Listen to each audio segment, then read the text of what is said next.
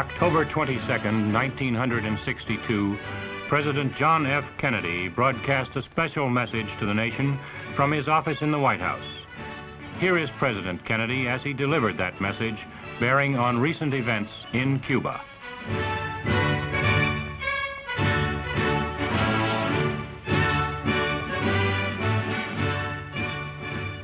Good evening, my fellow citizens. This government, as promised, has maintained the closest surveillance of the Soviet military buildup on the island of Cuba. Within the past week, unmistakable evidence has established the fact that a series of offensive missile sites is now in preparation on that imprisoned island.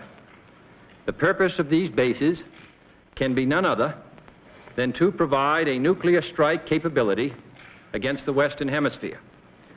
Upon receiving the first preliminary hard information of this nature, last Tuesday morning at 9 a.m., I directed that our surveillance be stepped up. And having now confirmed and completed our evaluation of the evidence and our decision on a course of action, this government feels obliged to report this new crisis to you in fullest detail. The characteristic of these new missile sites indicate two distinct types of installations. Several of them include medium-range ballistic missiles capable of carrying a nuclear warhead for a distance of more than 1,000 nautical miles. Each of these missiles, in short, is capable of striking Washington, D.C., the Panama Canal, Cape Canaveral, Mexico City, or any other city in the southeastern part of the United States, in Central America, or in the Caribbean area. Additional sites not yet completed appear to be designed for intermediate range ballistic missiles capable of traveling more than twice as far and thus capable of striking most of the major cities in the Western Hemisphere, ranging as far north as Hudson's Bay, Canada, and as far south as Lima, Peru. In addition, jet bombers capable of carrying nuclear weapons are now being uncrated and assembled in Cuba, while the necessary air bases are being prepared.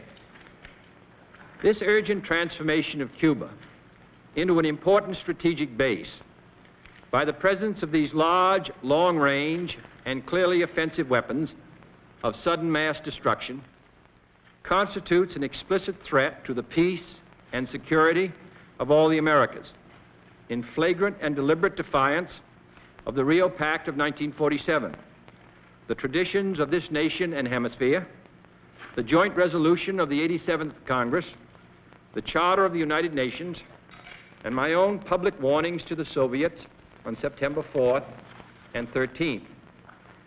This action also contradicts the repeated assurances of Soviet spokesmen, both publicly and privately delivered, that the arms buildup in Cuba would retain its original defensive character, and that the Soviet Union had no need or desire to station strategic missiles on the territory of any other nation.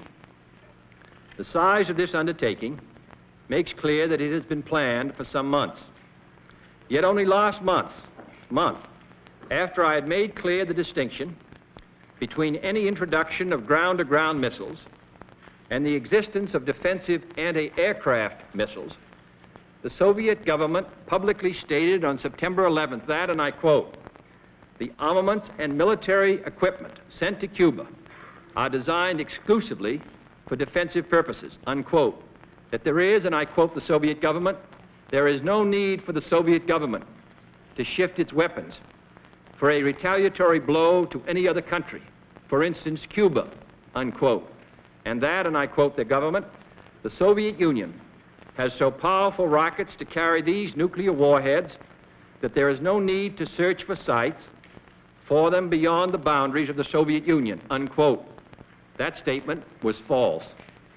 Only last Thursday, as evidence of this rapid offensive buildup was already in my hand, Soviet Foreign Minister Gromyko told me in my office that he was instructed to make it clear once again, as he said his government had already done, that Soviet assistance to Cuba, and I quote, "pursued solely the purpose of contributing to the defense capabilities of Cuba, unquote.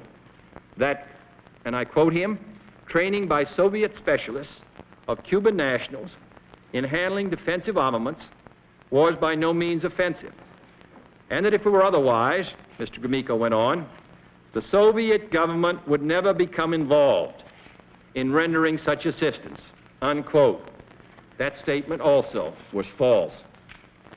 Neither the United States of America nor the world community of nations can tolerate deliberate deception and offensive threats on the part of any nation, large or small. We no longer live in a world where only the actual firing of weapons represents a sufficient challenge to a nation's security to constitute maximum peril. Nuclear weapons are so destructive and ballistic missiles are so swift that any substantially increased possibility of their use or any sudden change in their deployment may well be regarded as a definite threat to peace.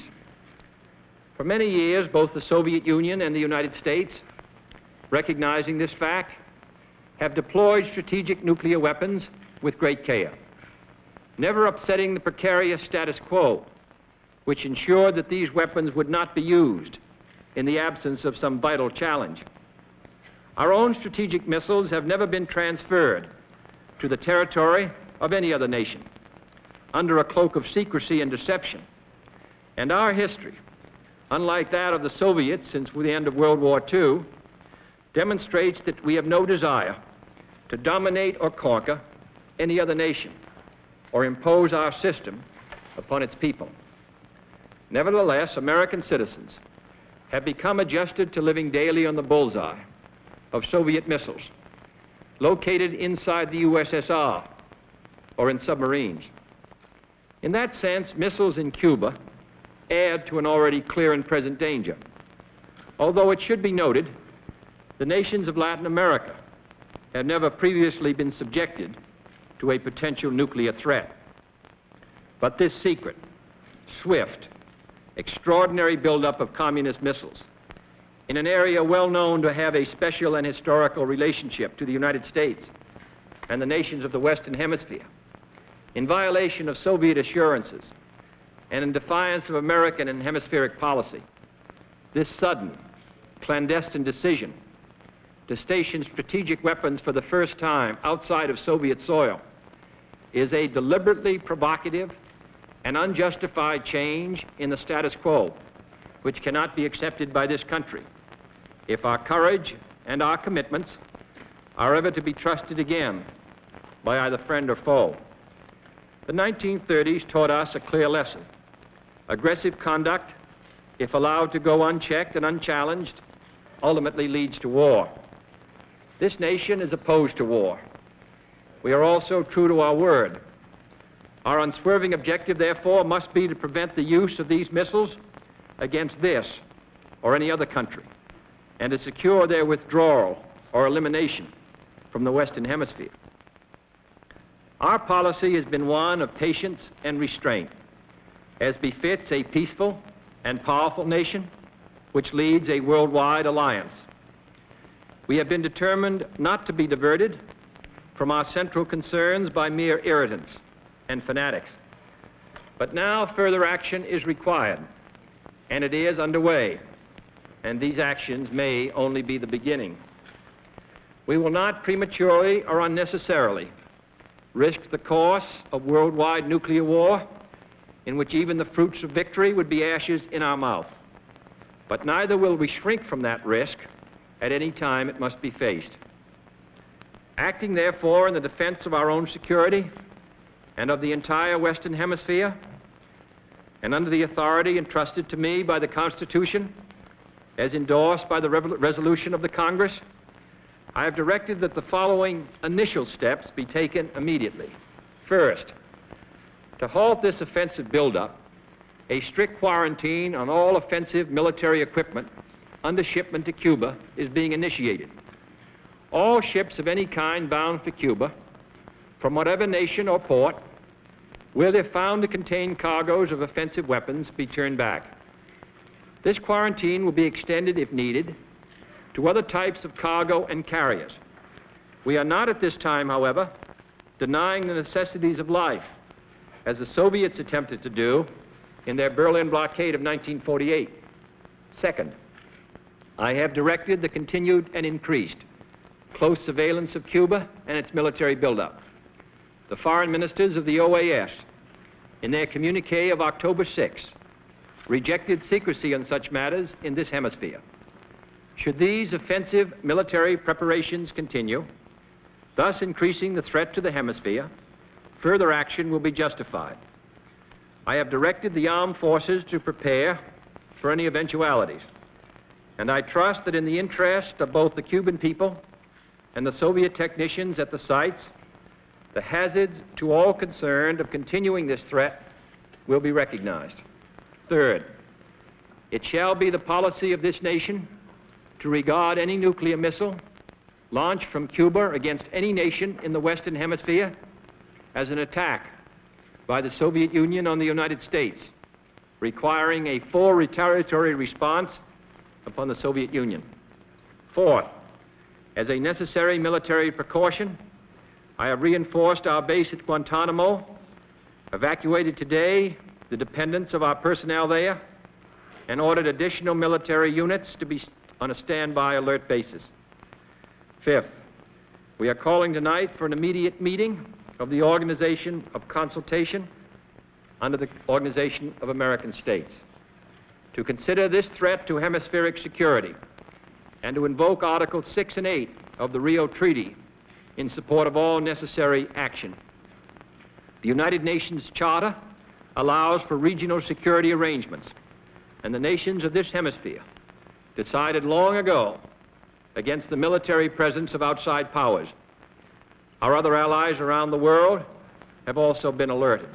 Sixth, under the Charter of the United Nations, we are asking tonight that an emergency meeting of the Security Council be convoked without delay to take action against this latest Soviet threat to world peace. Our resolution will call for the prompt dismantling and withdrawal of all offensive weapons in Cuba under the supervision of UN observers before the quarantine can be lifted. Seventh and finally, I call upon Chairman Khrushchev to halt and eliminate this clandestine, reckless, and provocative threat to world peace and to stable relations between our two nations. I call upon him further to abandon this course of world domination and to join in an historic effort to end the perilous arms race and to transform the history of man. He has an opportunity now to move the world back from the abyss of destruction by returning to his government's own words that it had no need to station missiles outside its own territory, and withdrawing these weapons from Cuba, by refraining from any action which will widen or deepen the present crisis, and then by participating in a search for peaceful and permanent solutions. This nation is prepared to present its case against the Soviet threat to peace and our own proposals for a peaceful world at any time and in any forum, in the OAS, in the United Nations, or in any other meeting that could be useful, without limiting our freedom of action. We have in the past made strenuous efforts to limit the spread of nuclear weapons. We have proposed the elimination of all arms and military bases in a fair and effective disarmament treaty. We are prepared to discuss new proposals for the removal of tensions on both sides, including the possibilities of a genuinely independent Cuba, free to determine its own destiny. We have no wish to war with the Soviet Union, for we are a peaceful people who desire to live in peace with all other peoples. But it is difficult to settle or even discuss these problems in an atmosphere of intimidation. That is why this latest Soviet threat, or any other threat, which is made either independently or in response to our actions this week, must and will be met with determination. Any hostile move anywhere in the world against the safety and freedom of peoples to whom we are committed, including in particular the brave people of West Berlin, will be met by whatever action is needed. Finally, I want to say a few words to the captive people of Cuba, to whom this speech is being directly carried. by special radio facilities. I speak to you as a friend, as one who knows of your deep attachment to your fatherland, as one who shares your aspirations for liberty and justice for all. And I have watched, and the American people have watched, with deep sorrow, how your nationalist revolution was betrayed and how your fatherland fell under foreign domination. Now your leaders are no longer Cuban leaders, inspired by Cuban ideals. They are puppets and agents of an international conspiracy which has turned Cuba against your friends and neighbors in the Americas and turned it into the first Latin American country to become a target for nuclear war, the first Latin American country to have these weapons on its soil. These new weapons are not in your interest. They contribute nothing to your peace and well-being. They can only undermine it. But this country has no wish to cause you to suffer or to impose any system upon you. We know that your lives and land are being used as pawns by those who deny your freedom. Many times in the past, the Cuban people have risen to throw out tyrants who destroyed their liberty. And I have no doubt that most Cubans today look forward to the time when they will be truly free, free from foreign domination, free to choose their own leaders, free to select their own system, free to own their own land, free to speak and write and worship without fear or degradation. And then shall Cuba be welcomed back to the society of free nations and to the associations of this hemisphere. My fellow citizens, let no one doubt that this is a difficult and dangerous effort on which we have set out. No one can foresee precisely what course it will take, or what costs or casualties will be incurred. Many months of sacrifice and self-discipline lie ahead, months in which both our patience and our will be tested, months in which many threats and denunciations will keep us aware of our dangers. But the greatest danger of all would be to do nothing. The path we have chosen for the present is full of hazards, as all paths are. But it is the one most consistent with our character and courage as a nation and our commitments around the world. The cost of freedom is always high, but Americans have always paid it. And one path we shall never choose, and that is the path of surrender or submission. Our goal is not the victory of might, but the vindication of right. Not peace at the expense of freedom, but both peace and freedom here in this hemisphere, and we hope around the world. God willing, that goal will be achieved.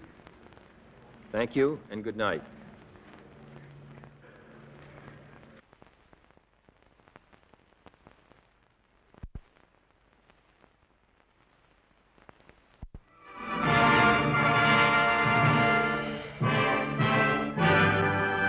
Learned in 1945, if mankind would remember them, could make the world a better place for all men, forever. That was the hope in 1945, with the Second World War ended at last. Majority. These are the moments in which we live. السيد إسحاق رابين رئيس وزراء ووزير دفاع دولة إسرائيل يتحدث إلينا. Mr. Yitzhak Rabin, Prime Minister of the State of Israel and Minister of Defense, will now address. The time has now come, not merely to dream of a better future, but to realize it.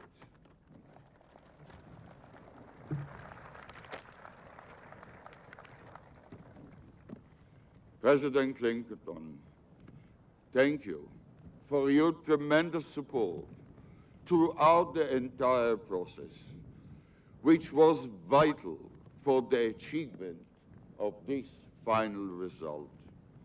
I would like to thank many others on the Israeli side, on the Jordanian side, that worked very hard, day and night, that we will be allowed to reach this great moment. The Foreign Minister, allow me to end by the simple words, Shalom, Salam, peace.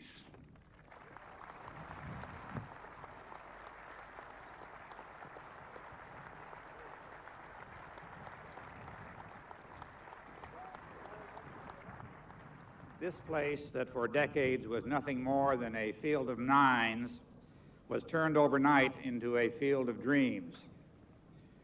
Today we're again honored to bear witness as those dreams come true.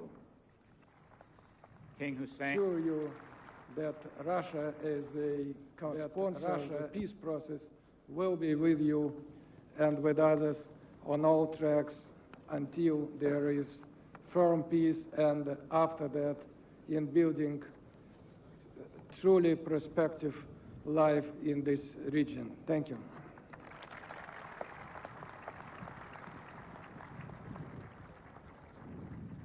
גבירותיי ורבותיי, يتحدث الآن إلينا.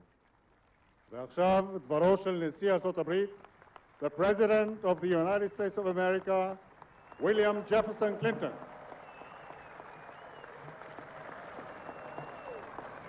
Thank you.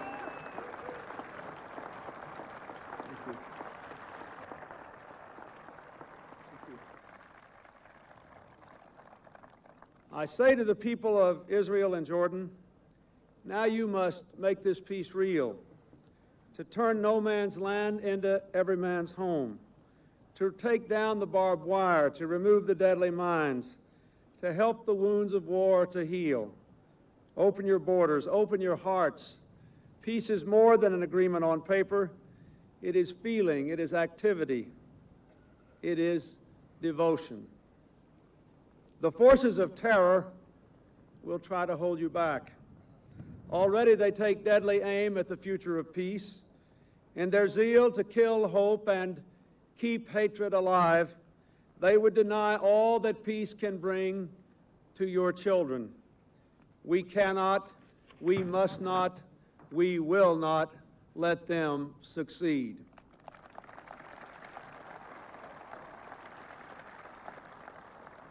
هي السيد ويليام جيفرسون كلينتون، جلالة الملك الحسين المعظم ملك المملكة الأردنية الهاشمية، رئيس دولة إسرائيل السيد عايزر وايتسمان، سمو الأمير الحسن المعظم، وزير الخارجية السيد شمعون بيريز، وزير الخارجية السيد وارن كريستوفر. The President of the United States, Bill Clinton,